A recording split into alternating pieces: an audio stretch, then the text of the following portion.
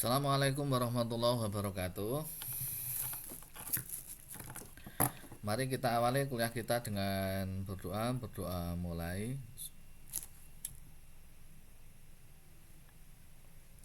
Amin. Semoga diberikan kefahaman, kelancaran, kemudahan, kefahaman, dan ilmu yang bermanfaat. Adik-adik mahasiswa sekalian, pada kesempatan kali ini kita melanjutkan materi kita masih pada pembahasan tentang ukuran statistik data. Kalau kemarin kita membahas tentang ukuran pusat data, jadi kalau kita bicara tentang statistik data ada tiga bab ya, ada tiga subbab yang kita bahas. Pertama tentang pusat data. Pusat data kemarin kita sudah sampaikan bahwa ada nilai rata-rata atau min, kemudian nilai tengah atau median, dan nilai yang sering muncul atau disebut dengan modus ya. Kemudian ada jenis data baik itu min atau rata-rata, misalnya di data jenis data ukur aritmatika, jenis data geometri, harmonik, dan kuadratik ya. Sekali lagi tentang pusat data ada min, rata-rata, median, nilai tengah, dan modus atau nilai yang sering muncul. Nah, pada kemarin kali ini kita akan membahas tentang lokasi data ya. Juga tentang simpangan data. Lokasi data ini menunjukkan pembagian data ya.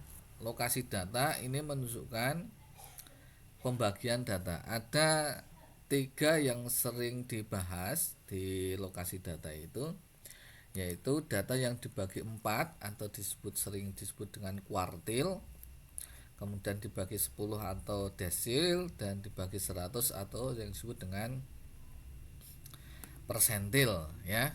Jadi kalau kita punya data, kemudian data itu kita bagi 4, maka di lokasi yang keberapa itu nanti kita membaginya menjadi dalam bentuk kuartil. Kalau dibagi dalam 10 data maka disebut dengan desil. Kalau dibagi dalam 100 data ya tentu saja datanya harus lebih dari 100 ya. Banyak, misalkan data tentang sensus penduduk seluruh Indonesia dibagi dalam bentuk 100 bagian, maka itu persentil ya. Apa itu? Kita mulai dari yang pertama. Kita bahas tentang kuartil. Kuartil ini adalah membagi sekumpulan data menjadi 4 bagian yang sama. Jadi kalau ada data sekian banyak kita bagi 4, maka pembagiannya ini disebut dengan kuartil. Sehingga ada kuartil 1, kuartil 2, kuartil 3, dan seterusnya.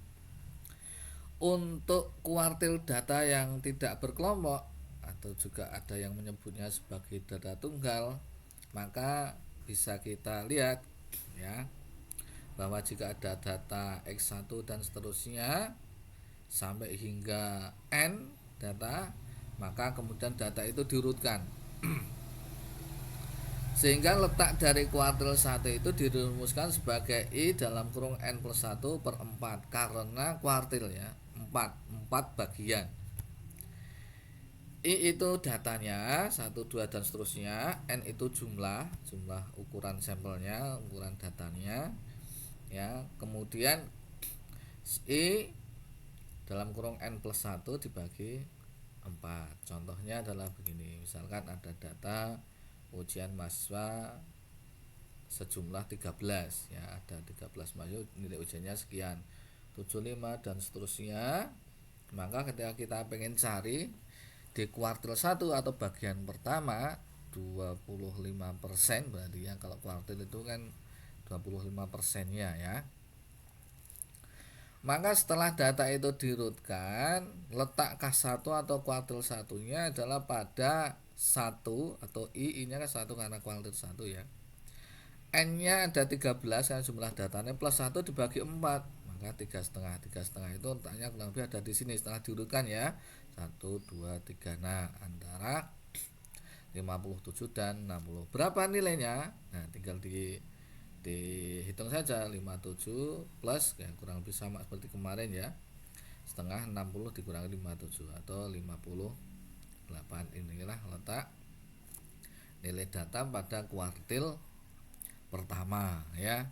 Untuk kuartil kedua dan kuartil ketiga sama cara penentuannya, hanya I-nya saja yang berbeda. Kalau kuartil 1 I-nya 1, kuartil 2 I-nya 2, kuartil 3 I-nya 3 dan seterusnya. Gampang ya. Gampang banget. Oke, terus bagaimana kalau itu untuk data berkelompok? Pakai rumus. Rumusnya di sini ya, rumusnya. Yaitu penentuan kuartilnya masih sama ya. Kalau tadi yang tidak berkelompok N plus 1, kalau ini langsung I kali N dibagi 4. 4 kenapa? Karena kuartil tadi. Sehingga nilai dari kuartil KI itu dirumuskan sama dengan yang hampir mirip yang kemarin, yang tentang pembahasan ukuran statistik data yang pusat data ya.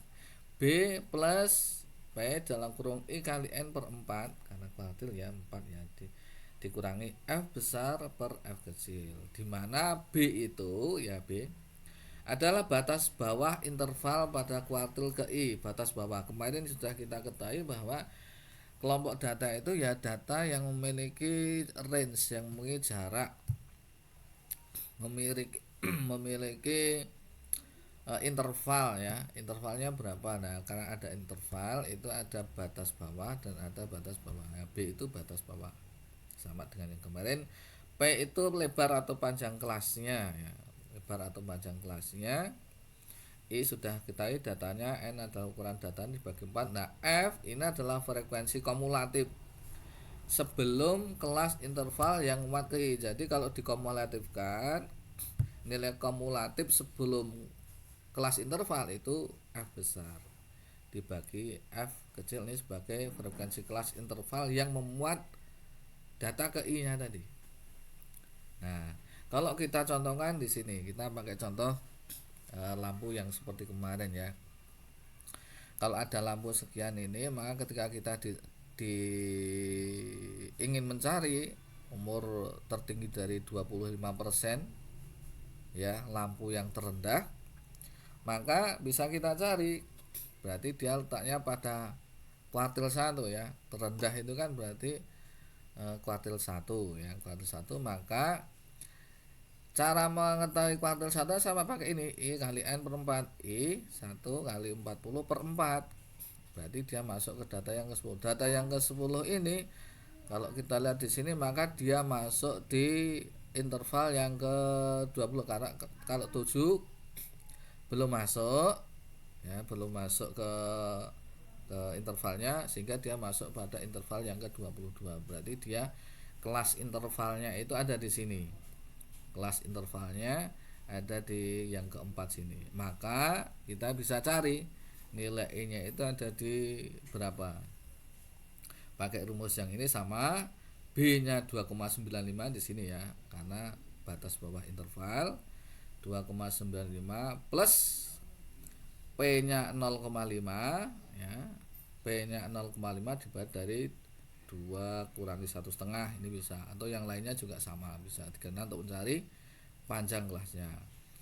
Kemudian IN plus IN dibagi 4, 1 kali 40 dibagi 4 dikurangi 7 sebagai nilai kumulatif frekuensi kelas sebelum interval. Nah, ini ya, di sini ada 7, kemudian dibagi F-nya sebagai frekuensi kelas yang muat interval. F-nya ada di sini ya, ini 15. Nah, kita masukkan, ketemu 3,05 tahun. Ini ketika kita ingin mencari nilai di kuartil pertama untuk data kelompok.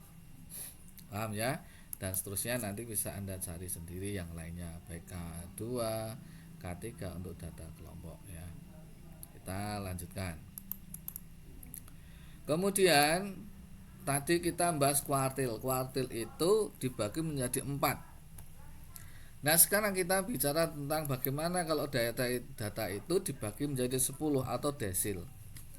Sehingga desil itu adalah membagi bilangan menjadi 10 bagian yang sama. 10 bagian yang sama, sehingga kita sebut dengan kalau kuartil tadi K, KI, K1, K2, K3, K4, maka desil sering diinotasikan dengan D1, D2, D3, D4 dan seterusnya sampai dengan D10. Kalau data yang tidak berkelompok atau juga sering disebut dengan data tunggal, maka bagaimana caranya? Gampang ya. Kalau tadi dibagi 4, sekarang dibagi 10 sehingga I dalam kurung N plus 1 per 10 ya. Contohnya adalah di sini ya. Oh ini contohnya ya. Nah ini contohnya. Kalau ada 16 data, setelah diurutkan, maka letak D2 misalkan, ya kita cari D2 misalnya, berarti 2 dalam kurung 13 plus 1, karena ada jumlah datanya tadi ada 13. Nah, ada 13 data ya, bukan 16. Contoh 16 yang soal 16. Ada 13 data plus 1 dibagi 10, 2,45. 2,5 berarti letaknya di sini ya, di sini. Sehingga nilainya ada 56 4 per 5 57 dikali 56 ketemu 56,45 ya. Nah ini nilainya 56 4 per 5 ya. Nah sama gampang ya. Nah ini contoh data tidak berkelompok. Kalau berkelompok sama dengan yang kuartil tadi, bedanya cuma di sini angka 10-nya, pembaginya itu 10. Sehingga kalau kita punya contoh ingin mencari yang terendah tadi, maka tinggal dimasukkan saja ya, tinggal dimasukkan saja.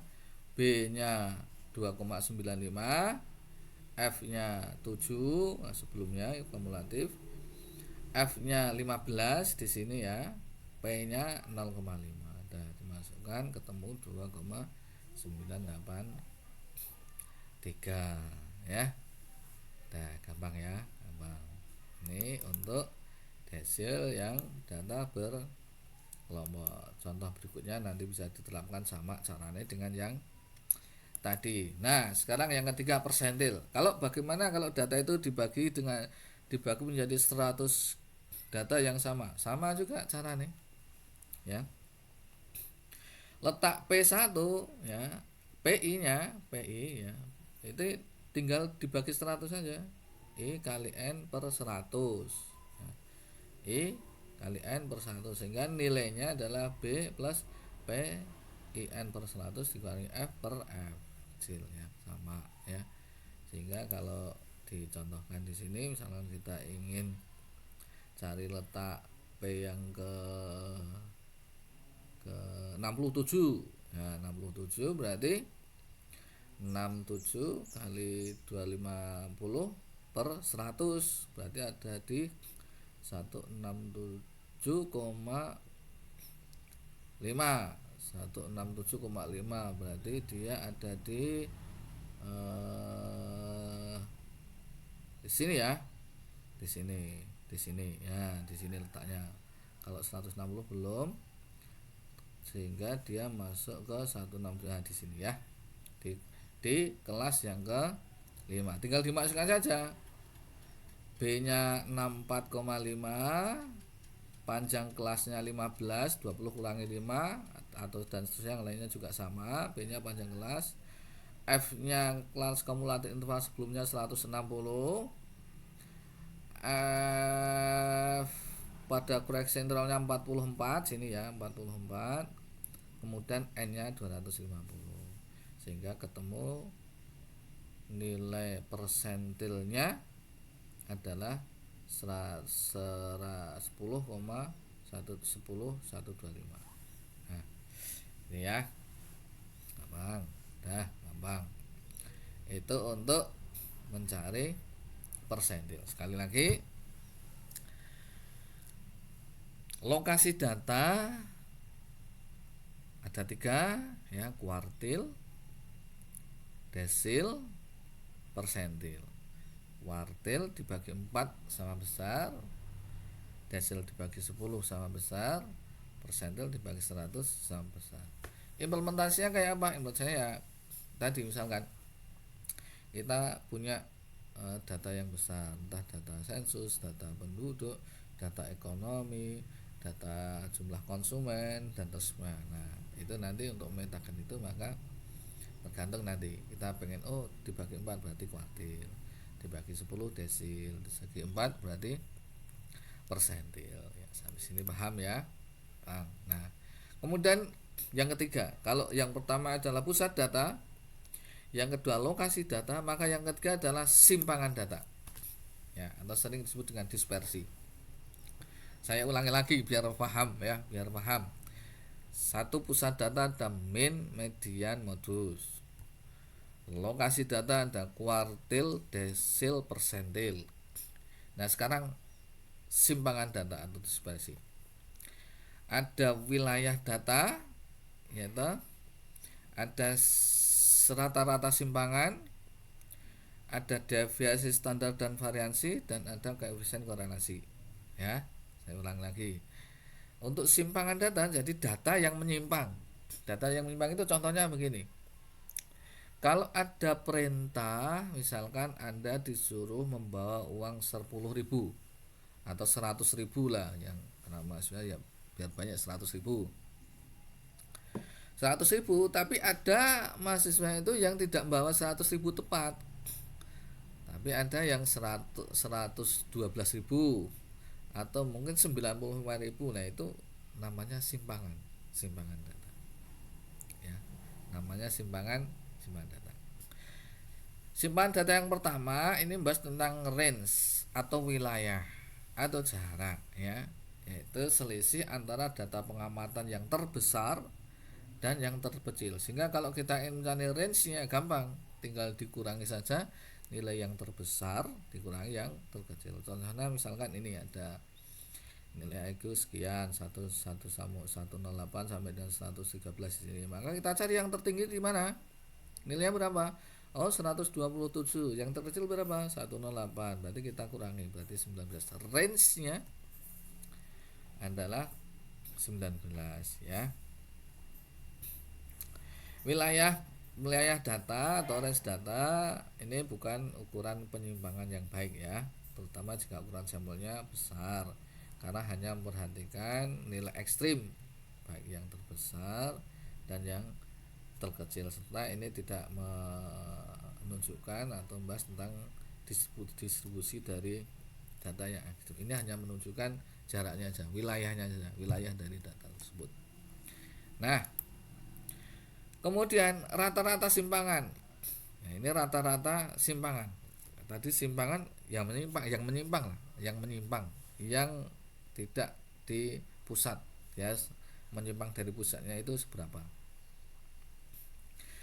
Nah, simpangan ini perlu diketahui bahwa dia berharga mutlak. Contohnya begini tadi. Kalau diminta bawa uang 10.000, terus ada yang bawa 12.000, berarti ada menyimpang berapa? 2.000. Kemudian ada yang membawa 8.000, itu juga menyimpang 2.000, tapi bukan kemudian kok 100.000 dikali 8.000, misalkan 10.000 dikurangi 12.000 jadi min 2.000, bukan, tapi simpangannya, sehingga dia berharga mutlak, selalu positif karena menyimpang ke atas 2.000 ke bawah 2.000, tapi bukan min, ya, simpangan.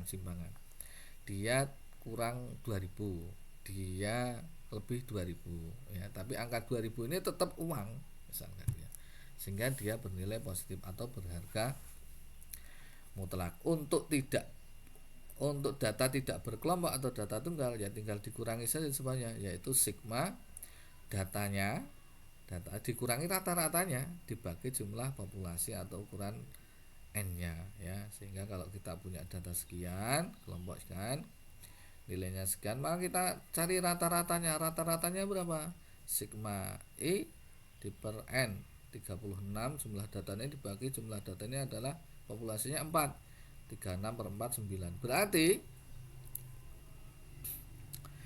Berarti simpangannya adalah XI dikurangi rata-rata, 8 kurangi 9 min 1. Ingat? Terus kita mutlakan, karena ini bukan nilai negatif, tapi ini simpangannya, jarak simpangannya berapa, gitu ya. Sehingga 1, 7 dikurangi 9 min 2, terus kita mutlakkan 2. 11 kurangi 9 2 dan seterusnya kita jumlahkan jadi 6. Maka rata-rata simpangannya adalah 6/4 sama dengan 1/2. Rata-rata simpangan, rata-rata data yang menyimpang 1/2. Paham ya? Gampang. Untuk rata-rata simpangan data yang berkelompok, rumusnya pakai ini ya. Dulu kan sudah nih frekuensinya dikurangi simpangannya dibagi kumulatif frekuensinya ya. Misalkan gini, ini ada data sekian, kemudian frekuensinya sekian, maka kita cari simpangannya ya, simpangannya. Ini setelah tadi rata-ratanya ketemu 3, di sini ya 3,412, maka kita kurangkan XI kurangkan 3,412, ketemu ini 2,2 kurangi 3,412, ketemunya ini, dimutlakkan ya sampai dengan yang tadi 4,7 dikurangi rata-ratanya 3,412, ketemu ini. Nah, terus karena di sini itu diminta untuk dikalikan dengan F-nya, frekuensi kemunculannya, maka tinggal dikalikan ini ya, kesimpangannya dikalikan frekuensinya 1,712 kali 2 3,4, 121 dikali 1 1, dan seterusnya sampai 1,288 kali 3 sama 3,864, sigma nya berarti jumlahnya totalnya 21,348 dibagi jumlah frekuensinya 40 sama dengan 0,5337 ya. Itu nilai simpangan untuk data berkelompok ya. Nilai simpangan untuk data berkelompok, gampang ya. Terus ya. Nah, sekarang kalau nilai rata-rata simpangan kuadrat ya tinggal dikuadratkan saja ya. Nilainya tinggal dikuadratkan saja. Ini rumusnya seperti ini. Setelah ketemu simpangannya dikuadratkan. Totalnya sigmanya adalah 10. Ini ya, 10 dibagi 4 2,5 ya. Ini untuk data tidak berkelompok. Untuk data berkelompok ya, di sini ada pengali F-nya sama dengan yang tadi ya, dikalikan F total 1/18 dibagi 40 0,4. Ini untuk simpangan kuadrat ya. Satu ya, sudah ya, range. Kemudian rata-rata simpangan, range rata-rata simpangan. Kemudian yang ketiga rata-rata simpangan kuadrat ya. Yang keempat, deviasi standar ya. Deviasi standar ini atau sering juga disebut dengan simpangan baku, dilambangkan dengan S untuk sampel dan ini. Nah, untuk populasi. Sedangkan kuadrat dari deviasi standar disebut sebagai variansi. Kalau dikuadratkan kuadratnya, maka disebut dengan variansi. Variansi itu juga sering disebut dengan ragam data ya. Nah, rumusnya bagaimana deviasi standar itu? Rumusnya di sini. Untuk data tidak berkelompok, X1 dikurangi mu ya, mu kuadrat dibagi jumlah n. Untuk variansi sampelnya ini rumusnya X kuadrat sigma X1 kurangi X bar atau rata-rata dikuadratkan n dibagi n min 1 dan sudah. Kita ambil contohnya di sini misalkan. Kita ketika diminta untuk menghitung variansi dan deviasi standar, maka kita lihat rata-rata populasinya 34 ya. Sudah tahu ya cara ngitung rata-rata populasi ya, maka bisa kita hitung ya. 28 kurangi 34 kuadratkan, 35 kurangi 34 kuadratkan, 26 kurangi 34 kuadratkan, terus sampai dengan selesai dijumlahkan untuk sigma per 5, maka sama dengan 49. 9, maka deviasi standarnya untuk populasi adalah 7 ya, karena dikuadratkan. 49 kuadratkan kan 7, atau 7 kali 7 49. Paham ya? Gampang ya, gampang. Nah, untuk variansinya sama ya, sama. Sekarang kita tinggal dimasukkan saja. X bar Y 4,8 kuadratkan dikurangi 7n-1 ya, 0,2933. Maka deviasi standar sampelnya adalah diakarkan ketemu 0,5416. Nah, gampangnya deviasi standar. Nanti suatu saat kalau kalian menemukan data kemudian Anda ingin mencari deviasi standarnya, variansinya, maka caranya seperti itu. Ini dah deviasi standar ya, deviasi standar dan variansi. Untuk data yang berkelompok bagaimana? Pakai rumusnya ini ya.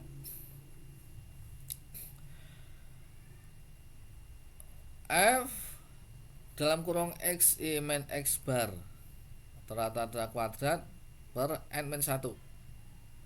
Contoh kita pakai data yang tadi, maka diketahui rata-ratanya 3,412 tahun tadi ya. Nanti kalau ini diulangi lagi. Maka untuk mempermudah, maka bisa dibuat kolom ya, kolom-kolom tadi. Mana yang kurang? Ini alat bantu saja ya. Oh, ini kita tambahkan XI per X bar dikuadratkan, kemudian tambahkan kolom pengalinya F1 ya. Nah, terus ketemu 18 tadi ya. Caranya pakai alat bantu 18,9438 dibagi 40 min 1, 39 sama dengan 0,48. Maka deviasi standarnya adalah tinggal diakarkan ya, ketemu 0,6969. Terakhir, koefisien korelasi atau sering disebut dengan